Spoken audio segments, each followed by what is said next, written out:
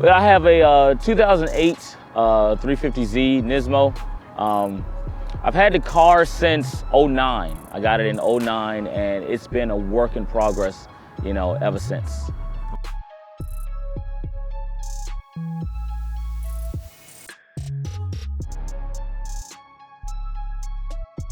The warranty didn't exist as far as I was concerned. I knew what I wanted to do. Like I said, I had the car. I knew what I wanted, and I knew as soon as I started modifying it, the warranty would just went out the window. I started very light, in the beginning. Simple intake, exhaust. That was it. That was it. As far as I was concerned, that's all I was going to do. But then I started going to car shows, and I started, because I didn't really know that much about cars. I didn't really know that much about modifying superchargers, turbochargers. I didn't know that much about it, So like I said, I saw what other people had, and I liked it. Well, drivetrain wise, right now, like I said, it all started, I was driving along 95, and I broke the solenoid for my camshaft. It just broke. Car was riding, fine. All of a sudden, it just bogged down like the car was in limp mode. So I wasn't too far from my mechanic shop, so I just limped it, the rest of the way home. Well, by doing that, I did more damage to it because it was still connected and it was just spinning, but it wasn't connected to anything. So it just dug scratches all into my cylinder heads.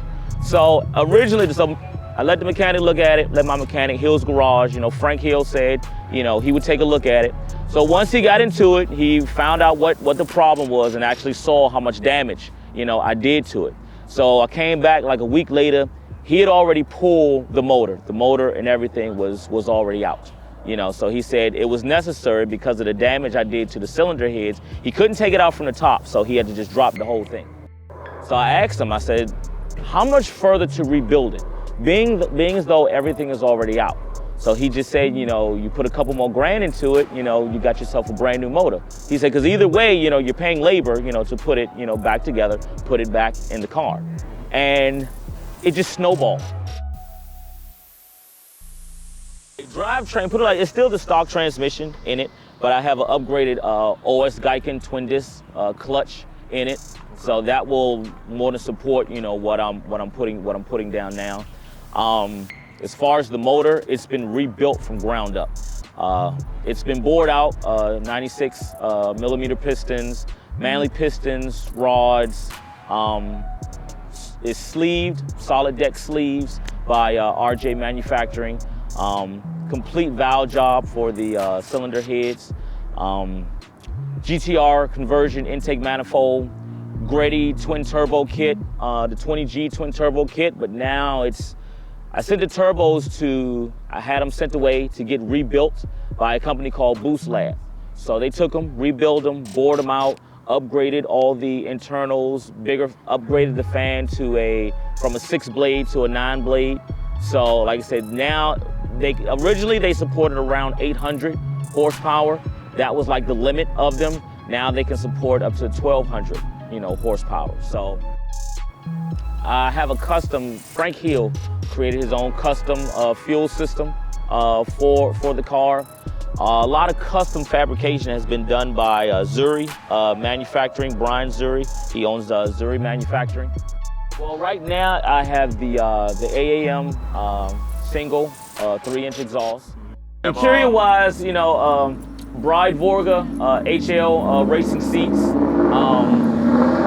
racing steering wheel. Like some of the other upgrades on the inside, Frank Hill did a custom gauge pod for it. The suspension, I was running Tane Monoflex coilovers, but since then I've switched. So now, for like a month now, I'm running airlift suspension with AccuAir E Plus management system.